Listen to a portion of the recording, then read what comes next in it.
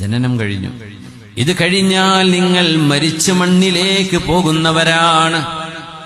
ഇത് കഴിഞ്ഞാൽ നിങ്ങൾക്ക് മരണമുണ്ട്. അത് മനുഷ്യന്റെ 8ാമത്തെ ഘട്ടമാണ്.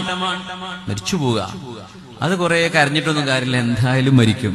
പരീക്ഷ ഉണ്ടല്ലോ എന്ന് പറഞ്ഞ് കരഞ്ഞിട്ട് എന്താ കാര്യം? കുട്ടിയെ ബുക്കെടുത്ത് വായിച്ച് പഠിച്ചോ, എന്തായാലും എക്സാമിൽ ഇരിക്കുന്ന നിർബന്ധമാണ് എന്ന പോലെ മരിക്കണല്ലോ എന്ന് ആലോചിച്ച് കരഞ്ഞിട്ട് എന്താ കാര്യം? മരിക്കും, ഉറപ്പാണ്. അതിനുവേണ്ടി ഒരുങ്ങിക്കോ. അതന്നെ എന്റെ പരിഹാരം. നിങ്ങളുടെ ജനനം കഴിഞ്ഞാൽ ഏത് സമയവും മരണം വരാം. അതുകൊണ്ടാ ജനിച്ച കുഞ്ഞിന്റെ വലത് ചെവിയിൽ വാങ്കും, ഇടത് ചെവിയിൽ ഇഖാമത്തും കൊടുക്കുന്നത്. ജനനം കഴിഞ്ഞാൽ എപ്പോഴും കുട്ടിക്ക് മരണം സംഭവിക്കാം. ഒരാഴ്ച, ഒരു ദിവസം, ഒരു മാസം, ഒരു വയസ്സ്, 2 വയസ്സ്, 90 വയസ്സ്, 100 വയസ്സ്, എപ്പോഴും മരിക്കാം. അമ്മ നേരെ നിസ്കരിച്ചാൽ മതി. ബാങ്ക് ഇഖാമത്തൊക്കെ നേരത്തെ കൊടുത്തു കഴിഞ്ഞിട്ടുണ്ട്. വേഗം ഒന്നുകൊടുക്കുക, എന്നിട്ട് മയ്യിത്ത് നിസ്കരിക്കുക, കൊണ്ടുപോയി മറവ് ചെയ്യുക. എന്തേ?